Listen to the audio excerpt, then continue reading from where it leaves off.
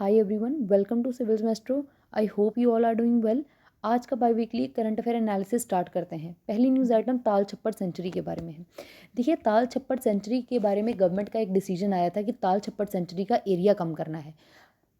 High court ने, राजस्थान का जो हाईकोर्ट है उसने सुओ मोटो एक पीआईएल लिया और उसके अंडर बोला, अब डिसीजन दिया है कि फाइनली ताल छप्पर सेंचुरी का एरिया को रिड्यूस नहीं किया जाएगा।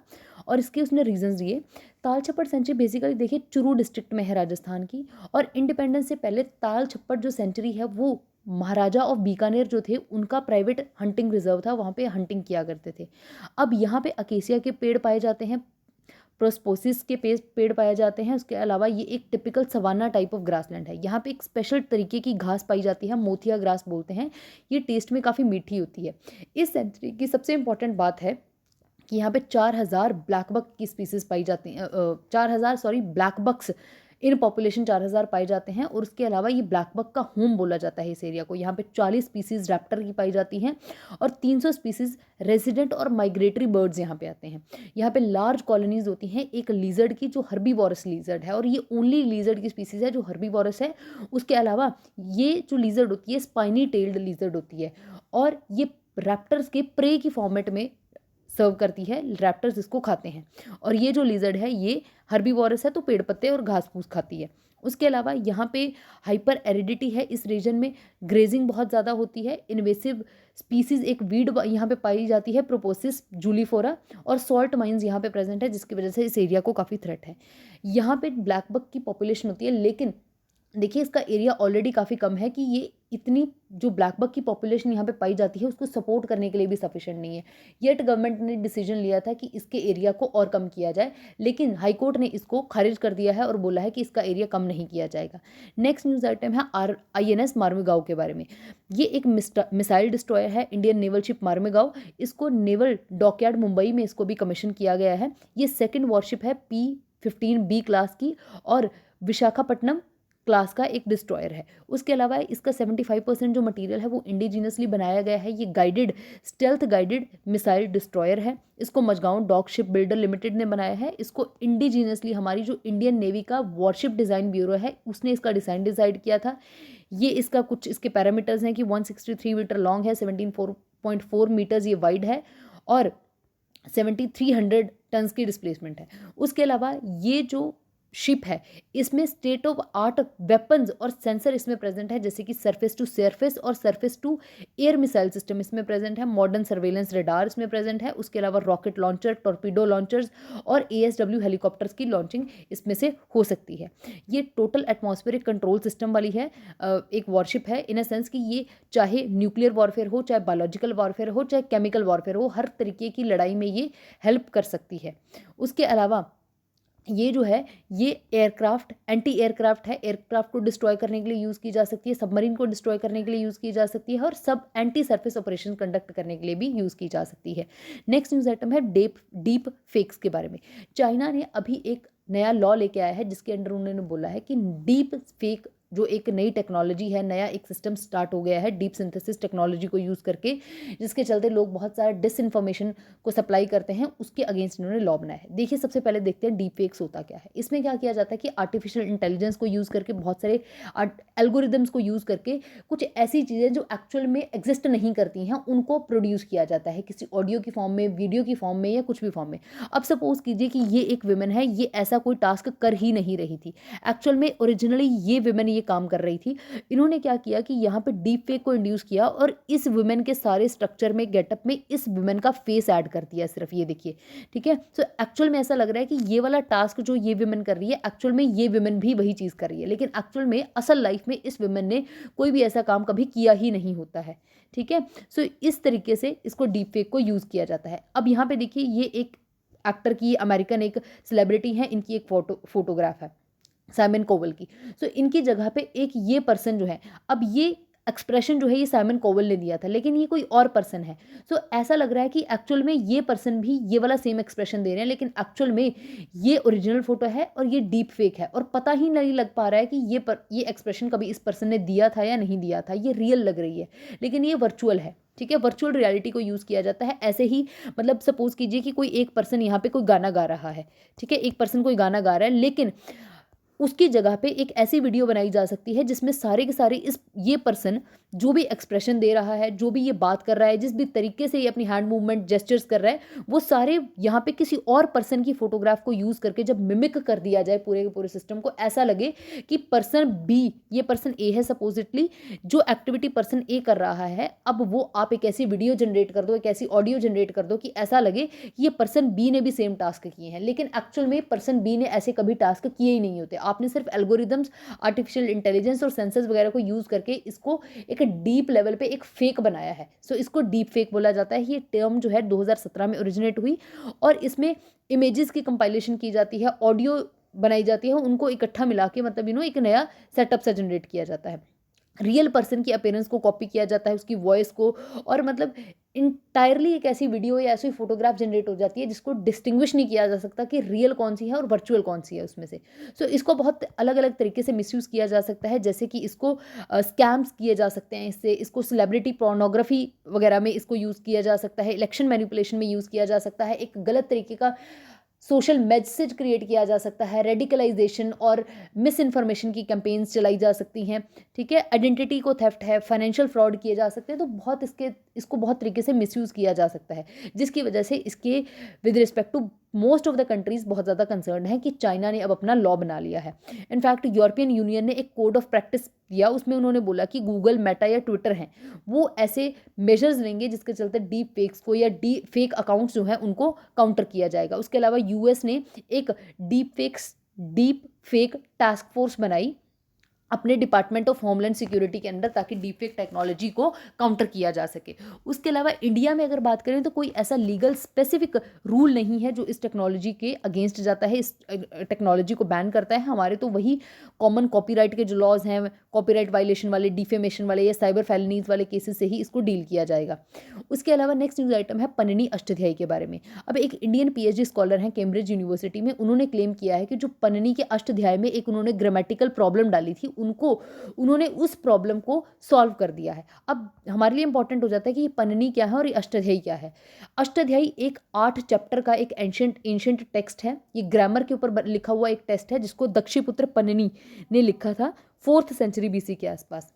अब ये इन्होंने इसमें एक प्रॉब्लम थी जिसको ये अब जो पीएचडी स्कॉलर हैं उन्होंने बोला है कि उन्होंने इसको ठीक कर दिया है।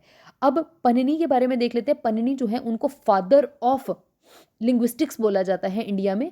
ये प्रोबेबली बोला जाता है कि 4th सेंचुरी के आसपास ये रहे थे जब अलेक्जेंडर ने इंडिया में इन्वेड किया था और मौर्यन एम्पायर जब बनना स्टार्ट हुआ था, उसके मौर्यन एम्पायर के टाइम पे इन्होंने इन्वेड किया था। इसके अलावा कुछ एविडेंसेस बोलते हैं कि ये 6th सेंचुरी बीसी तक थे। उसके अलावा ये बुद्धा और महावीरा के टाइम पे 6th सेंचुरी बीसी में ये प्रेजेंट थे। और गंधार में उनका ओरिजिन माना जाता है। गंधार जो है नॉर्थ वेस्ट पाकिस्तान में माना जाता है ये एरिया। उसके अलावा प्रोबेबली ये जो है ये भी तक्षशिला के एक स्टूडेंट थे या तक्षशिला से एसोसिएटेड थे ये। और तक्षशिला जो है ये एक बहुत इंपॉर्टेंट और फेमस यूनिवर्सिटी है जो जिसमें से कौटिल्य यानी कि चाणक्य और चरक जैसे महान नायक उन्होंने बनाए थे। सो ये इसके बारे में। नेक्स्ट न्यूज़ आइटम है सुरेटी बॉन्ड्स के बारे में। सुरेटी बॉन्ड्स के बारे में देखने से पहले देखिए, अब एक ना रिलेशनशिप होती है। एक होती है कोई भी एंटिटी जो प्रोजेक्ट प्रोवाइड करती है, प्रोजेक्ट प्रोवाइडर। जैसे कि सपोज कीजिए कि कोई रोड बनाने का ठेका है, सरकार दे रही है, गवर्नमेंट दे रही है। So government contract awarding party है। गवर्नमेंट कॉन्ट्रैक्ट देगी, किसको देगी? एक कॉन्ट्रैक्टर को, एक पर्सन को बोलेगी कि आप यहाँ पे सड़क बनाइए। अब गवर्नमेंट इसको बोलती है कि मैं आपको 1 करोड़ रुपीज़ देती हूँ, आप सड़क बनाइए। अब यहाँ पे एक थर्ड पार्टी इन्वॉल्व होती है, बैंक। अब बैंक क्या कहता है कि अब सरकार ने, अगर मान लीजिए कि गवर्नमेंट ने पैसा दिया कॉन्ट्रैक्टर को कि आप सड़क बनाइए, गवर्नमेंट को साइड बाय साइड एक इंश्योरेंस चाहिए होता है, गवर्नमेंट को एक श्योरिटी चाहिए होती है, एक काइंड ऑफ मतलब एक काइंड ऑफ एमओयू चाहिए होता है। एमओयू तो नहीं बोलेंगे, इसको बोलेंगे कि काइंड ऑफ गवर्नमेंट को एक श्योरिटी चाहिए कि अगर कॉन्ट्रैक्टर अपना कॉन्ट्रैक्ट फुलफिल नहीं कर पाता है, मान लो कि सरकार ने कहा कि आप 1 साल के अंदर अंदर 1 ईयर में आप मेरे को ये सड़क बना के दीजिए 10 किलोमीटर की, और कॉन्ट्रैक्टर मान लो पहली बात तो कॉन्ट्रैक्टर ये जो प्रोजेक्ट है इसको फुलफिल कर देगा। लेकिन सेकंड केस सिनेरियो में देखें कि अगर कॉन्ट्रैक्टर उस प्रोजेक्ट को फुलफिल नहीं कर पाएगा तो गवर्नमेंट को एक सिक्योरिटी चाहिए, ठीक है। ये सिक्योरिटी कि अगर ये कॉन्ट्रैक्टर कॉन्ट्रैक्ट नहीं बनाता है तो आप ये जो मैंने 1 करोड़ रुपया इन्वेस्ट किया है ये पैसा मुझे कोई और प्रोवाइड करे, ठीक है, मुझे ये पैसा वापस चाहिए। सो गवर्नमेंट को वहाँ पे श्योरिटी देने के लिए आता है यहाँ पे बीच में बैंक। सो गवर्नमेंट कॉन्ट्रैक्टर के बिहाफ के ऊपर बैंक जो है वो कॉन्ट्रैक्टर के बिहाफ के ऊपर गवर्नमेंट को सिक्योरिटी प्रोवाइड करता है कि आपका पैसा सेफ है। अगर ये पर्सन अपनी अपनी ऑब्लिगेशन को या अपने प्रोजेक्ट को कंप्लीट नहीं कर पाया था तो हम आपको वो पूरा पैसा वापस करेंगे।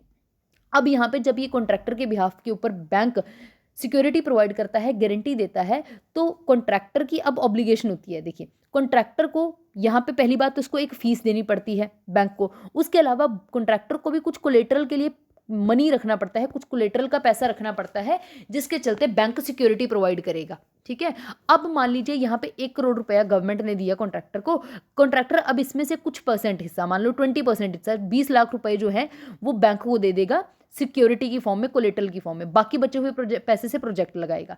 अब एक ये मैकेनिज्म चल रहा है। अब इसके ऑल्टरनेटिव एक और चीज़ किया है कि ये गवर्नमेंट है, गवर्नमेंट ने अवार्ड किया कॉन्ट्रैक्टर को। अब ये जो सिक्योरिटी प्रोवाइड करनी है, जब ये सिक्योरिटी यहाँ पे बीच में एक इंश्योरेंस कंपनी प्रोवाइड करे, ठीक है, उसको श्योरिटी बॉन्ड बोला जाता है कि इंश्योरेंस कंपनी जो है वो गवर्नमेंट को बोलती है कि अगर ये कॉन्ट्रैक्टर अपनी ऑब्लिगेशन फुलफिल नहीं कर पाता है तो हम आपको पैसा जो है इसके बिहाफ पे देंगे। मतलब उन्होंने इसको एक श्योरिटी बॉन्ड दे दिया, श्योरिटी बॉन्ड दे दिया एक काइंड ऑफ। सो ये श्योरिटी बॉन्ड जो है ये इंश्योरेंस कंपनी प्रोवाइड करेगी गवर्नमेंट को। अब यहाँ पे इसमें और इसमें क्या बेसिकली डिफरेंट है कि यहाँ पे क्या था कि अगर मान लीजिए कि ये बैंक गारंटी प्रोवाइड करता है तो बैंक कुछ कोलेटरल की फॉर्म में पैसा रखता है, यहाँ पे इंश्योरेंस कंपनी कुछ भी कोलेटरल की फॉर्म में पैसा नहीं रखती।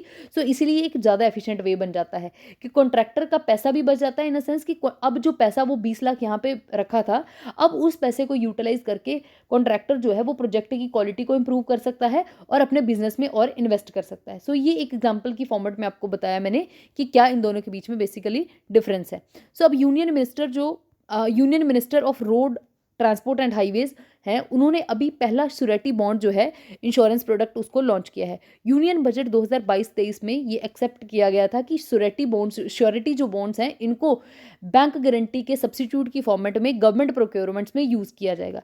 श्योरिटी बॉन्ड जो है एक गारंटी ऑफ पेमेंट है जो जनरल इंश्योरेंस कंपनी देती हैं कॉन्ट्रैक्टर के बिहाफ के ऊपर, कि कॉन्ट्रैक्टर अगर अपनी प्रोजेक्ट को नहीं पूरा कर पाया तो उसका पैसा जो प्रोजेक्ट अवॉर्डिंग अथॉरिटी है या एंटिटी है, यानी कि जो गवर्नमेंट जो प्रोजेक्ट दे रही है उसको वो पैसे की भरपाई इंश्योरेंस कंपनी करेगी। श्योरिटी बॉन्ड जो है वो principal gives the principal a contract of guarantee in mutually agree terms के ऊपर ये एक गारंटी प्रोवाइड करती है। बॉन्ड जो है वो प्रिंसिपल को सेव करता है लॉस से, कि प्रिंसिपल अमाउंट जो है वो लॉस ना हो उसका, अगर कॉन्ट्रैक्टर अपनी ऑब्लिगेशन को फुलफिल नहीं कर पा रहा है। सो इन अ सेंस कि जो गवर्नमेंट है यानी कि जो प्रोडक्ट अवॉर्डिंग अथॉरिटी है उसका किसी भी तरीके में नुकसान ना हो। अगर किसी भी केस में प्रोजेक्ट अवॉर्डिंग एंटिटी का कोई नुकसान होता है तो प्रोजेक्ट जो एंटिटी है, जो हार्म्ड पार्टी है जिसका नुकसान हुआ है, वो श्योरिटी बॉन्ड्स का क्लेम ले सकती है, उसके ऊपर क्लेम ले सकती है, इन सेंस पूरा का पूरा पैसे की रिकवरी करवा सकती है। यहाँ पे डिफरेंस सिर्फ इतना है, बैंक गारंटी के केस में कोलेटरल देना पड़ता है, श्योरिटी बॉन्ड्स के केस में कोई भी कोलेटरल बड़े अमाउंट का रखने की रिक्वायरमेंट नहीं है। सो बैंक गारंटी के केस में सर्टेन परसेंटेज ऑफ प्रोजेक्ट का पैसा, कुछ प्रोजेक्ट का जो पैसा है उसका कुछ परसेंटेज कोलेटरल की फॉर्म में रखना पड़ता था जो कॉन्ट्रैक्टर है उसको, लेकिन इस केस में ऐसा कुछ रिक्वायरमेंट नहीं है। तो ये सारा पैसा जो है वो अपने बिजनेस को और अच्छा करने के लिए यूटिलाइज किया जा सकता है। नेक्स्ट न्यूज़ आइटम है कोरल्स के बारे में। ग्रेट बैरियर रीफ की अगर बात करें तो पिछले 7 सालों में साइंटिस्ट ने देखा है कि पिछले 7 सालों में 4 बार ब्लीचिंग इवेंट हो गए हैं, 4 बार ग्रेट बैरियर रीफ में ब्लीचिंग हो गई है। देखिए कोरल्स आपको पता है ये टाइनी एनिमल्स होते हैं, बहुत छोटे स्केल के एनिमल किंगडम का ये पार्ट होते हैं, बहुत छोटे से माइक्रोब्स होते हैं। ये एक के ऊपर एक ग्रो करते रहते हैं, जैसे नीचे वाले की डेथ होती है उसके ऊपर नया उसका यंग वन आ जाता है, तो ऐसे एक पूरी बहुत बड़ी कॉलोनी बन जाती है। एक्चुअल में कोरल्स का कोई रंग नहीं होता है, लेकिन कोरल्स के अंदर एक एल्गी रहती है जिसको बोलते हैं जूज़ैंथेलाई। जूज़ैंथेलाई और कोरल्स के बीच में सिम्बायोटिक रिलेशनशिप होती है, दोनों एक दूसरे को हेल्प प्रोवाइड करती हैं। एक उसको फूड देता है तो वो जूज़ैंथेलाई को कोरल जो है वो उसको शेल्टर प्रोवाइड करती हैं। अब जब कोरल्स के चारों तरफ का पानी का माहौल ख़राब हो जाता है, पानी पोल्यूट हो जाता है, जैसे कि या तो उसकी कार्बन डाइऑक्साइड का अमाउंट बढ़ जाता है, ठीक है, अगर कार्बन डाइऑक्साइड का अमाउंट बनेगा तो एसिडिफिकेशन हो जाएगी, या फिर अगर टेम्परेचर बहुत ज़्यादा वाटर बॉडी का इंक्रीज़ कर जाता है तो उस केस में कोरल स्ट्रेस में आ जाती हैं। जब कोरल स्ट्रेस में आती हैं तो कोरल जूज़ैंथेलाई को अपने आप से बाहर निकाल के फेंक देती हैं, जिसकी वजह से कोरल का जो कलर हो जाता है वो वाइट हो जाता है। ठीक है, पेल पड़ जाती हैं। इसको बोलते हैं कि कोरल ने जब अपना रंग फेंक दिया तो उसको बोलते हैं कोरल का ब्लीचिंग हो जाना। तो ये डाई ऑफ की एक स्टेज आनी शुरू हो जाती है। सो ग्रेट बैरियर रीफ में ये ब्लीचिंग का इवेंट पिछले 7 साल में 4 बार हो चुका है। सो साइंटिस्ट को थोड़ा सा ये एनवायरमेंटलिस्ट को थोड़ा सा थ्रेट फील हुआ कि हो सकता है कि आने वाले टाइम में कोरल्स धीरे धीरे खत्म हो जाएं। तो उन्होंने एक नई टेक्नोलॉजी निकाली है क्रायोमैश नाम से। उन्होंने क्या किया कि कोरल के लार्वे, क्योंकि वो एनिमल ही है, एनिमल किंगडम का पार्ट है, तो उनके छोटे छोटे लार्वों को निकाला, उनको प्रिजर्व किया क्रायोमैश नाम के एक एक नेट के ऊपर, एक मतलब एक काइंड ऑफ नेट बनाया ऐसा ऐसा, ठीक है, ये क्रायोमैश बोला इसको। इसके ऊपर इसको स्टोर किया -196 डिग्री सेल्सियस के ऊपर, इन अ सेंस कि इतने कम टेम्परेचर के ऊपर उसे ऐसी स्टेज में कन्वर्ट कर दिया जिसके चलते वो इन अ सेंस कि ना तो मतलब एक सस्पेंडेड ग्रोथ की स्टेज में है कि जब इसको दोबारा से ओरिजिनल लिविंग कंडीशंस पे लेके आएंगे तो दोबारा से वो अभी प्रिजर्व है तो दोबारा से वो वाइल्ड में आके अपनी नॉर्मल लाइफ को सस्टेन कर लेगा। ठीक है, सो साइंटिस्ट ने क्या किया कि क्रायोमैश को फ्रीज किया। ठीक है, साइंटिस्ट ने यूज़ किया क्रायोमैश को इन कोरल के छोटे छोटे लार्वास को फ्रीज करने के लिए। अब ये बहुत काफ़ी सोफिस्टिकेटेड एलिमेंट इसमें रिक्वायर्ड है, मतलब ऐसा कुछ उनको फ्रीज करने के लिए, उनको प्रिजर्व करने के लिए कोरल के लार्वा को लेज़र चाहिए होती हैं, क्रायोमैश यूज़ होता है इसमें। ठीक है, सो इस टेक्नोलॉजी को यूज़ करके इन्होंने कोरल्स के लार्वा को प्रिजर्व किया है ताकि जब कोरल खत्म हो जाएंगे तो दोबारा से उन लार्वा को समुद्र में डाल दिया जाएगा कि नए कोरल्स, उस लार्वा से फिर नए कोरल्स बन जाएंगे। क्रायोमैश काफ़ी लाइट वेट का होता है, उसको बहुत ईजिली मैन्युफैक्चर किया जा सकता है। ठीक है, और कोरल को प्रिजर्व करने में इंपॉर्टेंट रोल प्ले करेगा। इसमें कोरल के लार्वा को -196 डिग्री सेल्सियस यानी या फिर -320.8 डिग्री फ़ारेनहाइट के ऊपर उसको प्रिजर्व किया जाता है। नेक्स्ट न्यूज़ आइटम है टफेस्ट नोन मेटल के बारे में। अब साइंटिस्ट ने एक स्टडी की है जिसके अंडर उन्होंने बोला है कि एक एलॉय क्रोमियम, कोबाल्ट और निकल एलिमेंट से बना हुआ एक अलॉय, जिसमें इक्वल अमाउंट ऑफ क्रोमियम डाला जाता है, उतना ही कोबाल्ट उतना ही निकल डाल के एक अलॉय बनाया जाता है, इनका एक मिक्सचर बनाया जाता है। ये सबसे टफ एक नॉन मटेरियल है, बहुत ज़्यादा टफ है, और जितना टेम्परेचर कम होता जाएगा ये और ज़्यादा टफ होता जाएगा। ये अलॉय जो है इसमें मतलब इक्वल अमाउंट सबका मिक्स्ड है और ये बहुत ज़्यादा स्ट्रॉन्ग है, बहुत ज़्यादा ही डक्टाइल है। डक्टाइल और मेलिएबल दो टर्म्स होती हैं। देखिए, मेटल जो होती हैं वो डक्टाइल और मेलिएबल होती हैं, नॉन मेटल जो होती हैं ब्रिटल होती हैं। ब्रिटल का मतलब कि अगर आप उसके ऊपर प्रेशर अप्लाई करोगे, हथौड़ा मारोगे, वो टूट जाएगी। मेटल जो होती हैं वो मेलिएबल और डक्टाइल होती हैं कि अगर आप हथौड़ा मारोगे तो वो पतली हो जाएगी, ठीक है, लेकिन वो एक्सपैंड कर जाएगी, लेकिन वो टूटेगी नहीं। ठीक है, ये मटेरियल जो है काफ़ी मतलब स्ट्रॉन्ग है और डक्टाइल है, उसको पतली तार में कन्वर्ट किया जा सकता है, शीट्स में कन्वर्ट किया जा सकता है, और ये मटेरियल काफ़ी महंगे होते हैं, काफ़ी एक्सपेंसिव होते हैं बनाने, और इनसे बड़े बड़े स्ट्रक्चर्स बनाए जा सकते हैं, जैसे कि बहुत कम टेम्परेचर में जिनकी रिक्वायरमेंट है कि कोई मटीरियल, यूजली मोस्टली मटीरियल जो होते हैं उनकी chemical properties, physical properties change हो जाती हैं टेम्परेचर के चेंज होने से, लेकिन ये जो मटेरियल हैं जैसे जैसे टेम्परेचर कम होएगा तो इनकी प्रॉपर्टीज़ और अच्छी होती जाएंगी और ज़्यादा ये स्ट्रॉन्ग होते जाएंगे। सो इसको डीप स्पेस में ऐसी ऐसी टेक्नोलॉजी में इसको यूज़ किया जा सकता है। नेक्स्ट न्यूज़ आइटम है एशियन जायंट टॉर्टोइस के बारे में। 10 कैप्टिव छोटे बच्चे एंशियंट जायंट टॉर्टोइस के लिए गए, ठीक है, और इनको नागालैंड की एक वाइल्ड जो नेशनल पार्क है वहाँ पे इनको रिलीज़ किया गया है। इन टांकी नेशनल पार्क है नागालैंड में, वहाँ पे इनको रिलीज़ किया गया है ये देखने के लिए कि कैसे ये वहाँ पे सरवाइव करेंगे। ये एक पायलट प्रोजेक्ट है और एशियन जायंट टॉर्टोइस जो है एशिया के लार्जेस्ट टॉर्टोइस हैं। ये बांग्लादेश, इंडिया, इंडोनेशिया, मलेशिया यहाँ पे ये पाए जाते हैं। ये बैम्बू की शूट्स को खाते हैं, मतलब ये बांस की शूट्स को खाते हैं, ट्यूबर्स को खाते हैं, और जितनी भी जूसी वेजिटेशन होती है उसको खाते हैं। ठीक है, और कुछ मतलब ये कंप्लीटली वेजिटेरियन हर्बीवोर नहीं है, ये कुछ इनवर्टिब्रेट्स या छोटे छोटे जो फ्रॉग्स होते हैं उनको भी खा लेते हैं। उसके अलावा इनको खतरा किस चीज़ से है कि सबसे पहले तो इनको खाने के लिए बहुत लोग कंजम्पशन के लिए इसको हंटिंग करते हैं। हैबिटेट का लॉस हो रहा है, मतलब क्योंकि फॉरेस्ट को काटा जा रहा है या फिर जंगल को कन्वर्ट किया जा रहा है एग्रीकल्चरल एरिया में, तो उसकी वजह से उनका घर खत्म हो रहे हैं।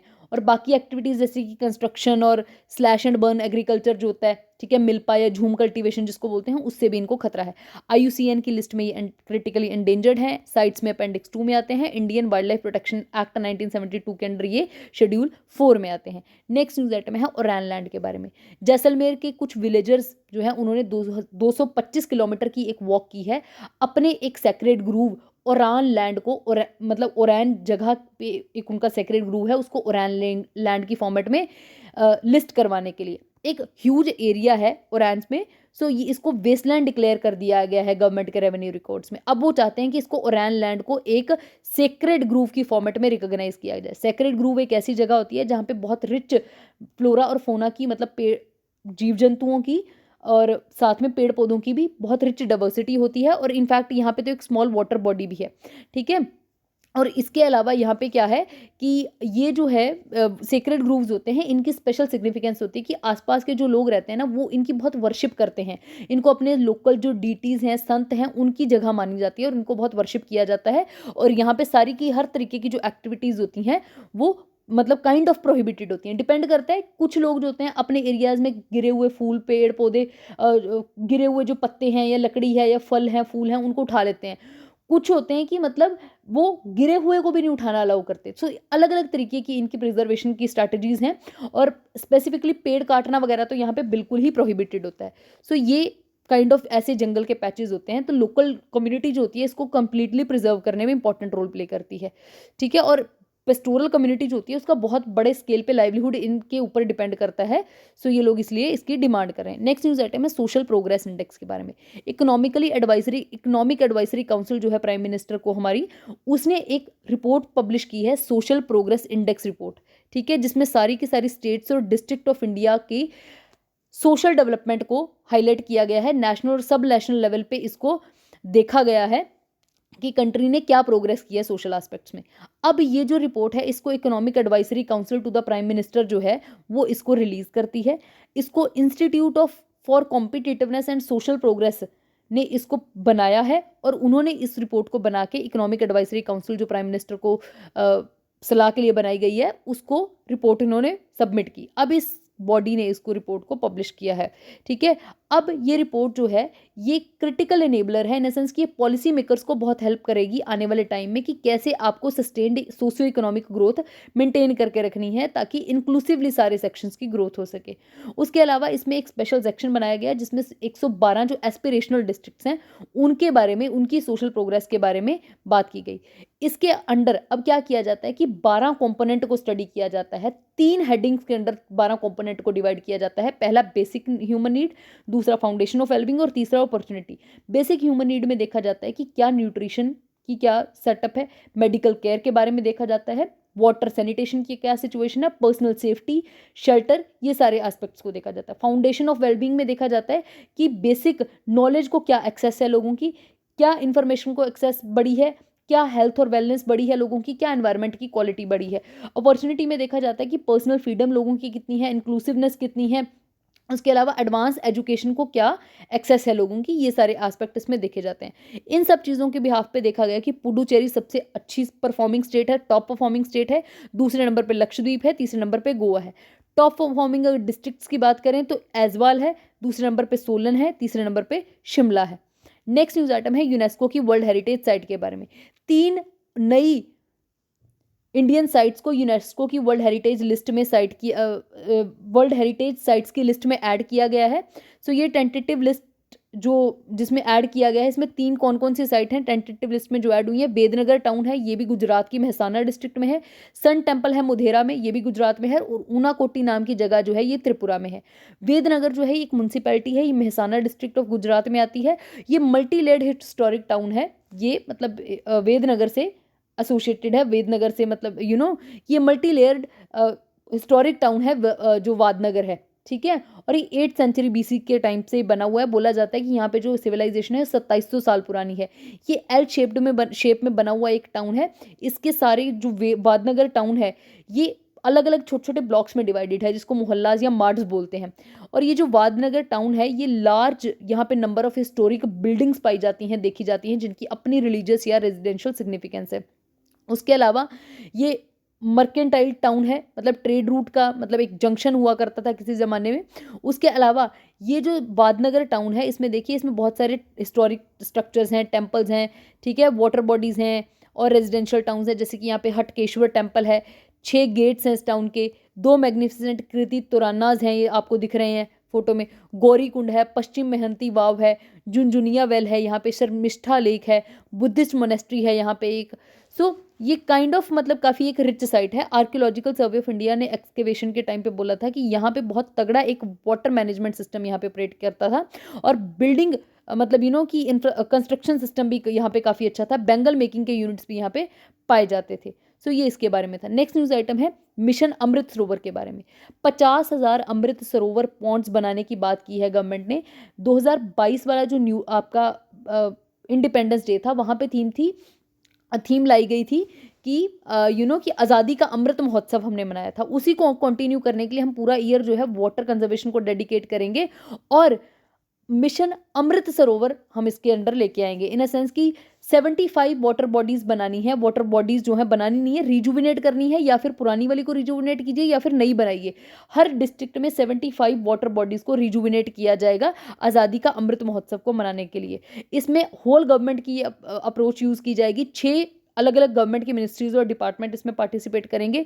Ministry of rural development, ministry of Jal Shakti, ministry of culture, ministry of Panchayati Raj, ministry of environment, forest and climate change, और इसके अलावा BISAG institute, Bhaskaracharya national institute of space application and geo informatics इसमें technical support provider, technology provider होगा।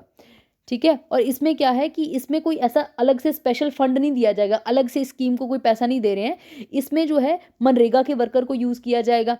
ठीक है। और उसके अलावा जो भी ऑलरेडी एग्जिस्टिंग स्कीम्स हैं उनके पैसे को ही यूज़ किया जाएगा इसमें।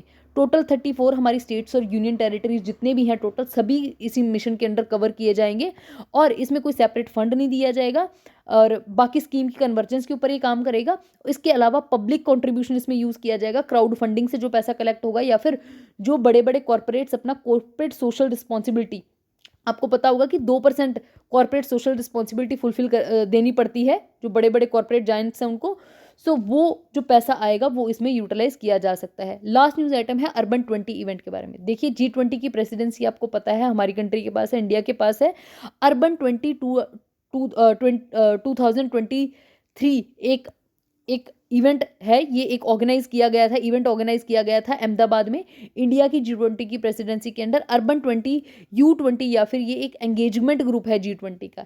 ये एक प्लेटफॉर्म है जहाँ पे सारी G20 की कंट्रीज आपस में डिस्कशंस करेंगी उन टॉपिक्स के पे जो अर्बन एरियाज़ की बेटरमेंट के लिए रिक्वायर्ड हैं, जैसे कि क्लाइमेट चेंज पे डिस्कशन होगी, सोशल इंक्लूजन पे डिस्कशन होगी, हर एस्पेक्ट पे डिस्कशन होगी। ठीक है, जो भी इसमें आ सकते हैं। इसमें अब होस्ट जो है इंडिया है G20 प्रेसिडेंसी का अहमदाबाद में। इसने U20 2023 साइकिल को ऑर्गेनाइज करवाया था ministry of housing and urban affair ने इसकी। उसके अलावा इसमें पार्टिसिपेंट G20 कंट्रीज़ हैं, मेयर्स और रिप्रेजेंटेटिव C40 यानी कि क्लाइमेट 40 ग्रुप के, United city and local government member cities जो हैं उन्होंने पार्टिसिपेट किया, ऑब्जर्वर सिटीज़ ने पार्टिसिपेट किया। और इसका मेन साइकिल का पर्पस ये था कि हमें इंटेंशन से एक्शन की ओर ट्रांसफॉर्म होना है, कि अभी तक हम सिर्फ सोचते हैं, हमारी इंटेंशन है अच्छा करने की, अब हमें एक्चुअल में अच्छा करना भी है। इसमें कुछ प्रायोरिटी एरियाज़ इसमें आइडेंटिफाई किए गए, जैसे कि एनवायरमेंटल रिस्पॉन्सिव बिहेवियर हमें प्रमोट करना है कि सभी एनवायरमेंट के विद रिस्पेक्ट टू रिस्पॉन्सिव हों। प्लास्टिक वेस्ट करने से पहले या कोई भी छोटी छोटी चीज़ों के ऊपर वेस्ट करने से पहले लोग सोचें कि ये एनवायरमेंट को कितना नुकसान पहुंचा सकता है। वाटर सिक्योरिटी के ऊपर बात की गई। एक्सेलरेटिंग क्लाइमेट फाइनेंस को इंक्रीज करना है, क्लाइमेट फाइनेंस की मोबिलाइजेशन को डेवलपिंग कंट्रीज़ में से डेवलप्ड कंट्रीज़ में से डेवलपिंग कंट्रीज़ में लेके आना है। ठीक है। और लोकल चीज़ों के पोटेंशियल को आइडेंटिफाई करना है। ठीक है। अर्बन गवर्नेंस और प्लानिंग का फ्रेमवर्क बनाना है। उसके अलावा डिजिटल अर्बन फ्यूचर की को कैटलाइज करना है, इसके बारे में बात कर रही हैं। सो ये बातें इसमें डिस्कस की गई। So this is it about today's current affair. I hope you people liked it and please share it with your friends. And इसके बारे में जो PDF है इस पूरे करंट अफेयर डिस्कशन का, इसको टेलीग्राम चैनल में डाल दिया जाएगा। वहाँ पे इसके अलावा क्वेश्चंस भी डाले जाएंगे पिछले टॉपिक्स के बारे में, स्टैटिक क्वेश्चंस डाले जाएंगे, स्टैटिक GS के बारे में। आप प्लीज़ उसको एक्सेस कीजिए और वहाँ पे ज्वाइन कीजिए। टेलीग्राम चैनल का लिंक डिस्क्रिप्शन बॉक्स में डाल दिया जाएगा। Thank you so much.